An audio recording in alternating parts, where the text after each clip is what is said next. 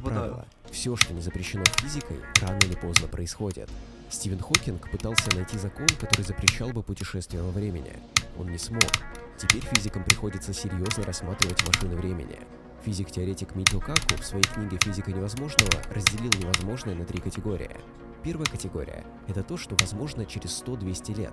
Телепортация, двигатели на антивеществе, невидимость. Вторая категория – то, что потребует тысяч или миллионов лет. Это машины времени и путешествия через кротовые норы. И третья категория – это то, что нарушает известные законы физики. Таких вещей совсем мало. Вот что важно понимать. Когда ученые говорят «невозможно», они часто имеют в виду «невозможно для нашей цивилизации».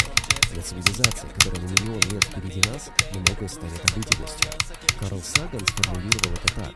Что значит для цивилизации возраст, скажем, миллион лет? Такие телескопы и космические корабли появились у нас несколько десятилетий. Дроп.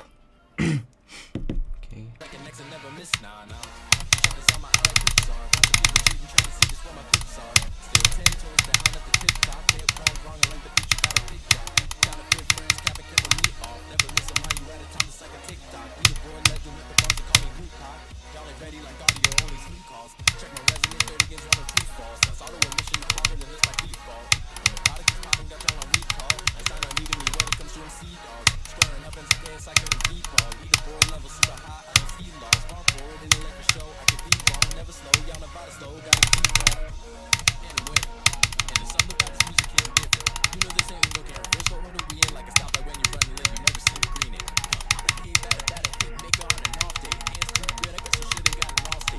Я не верю.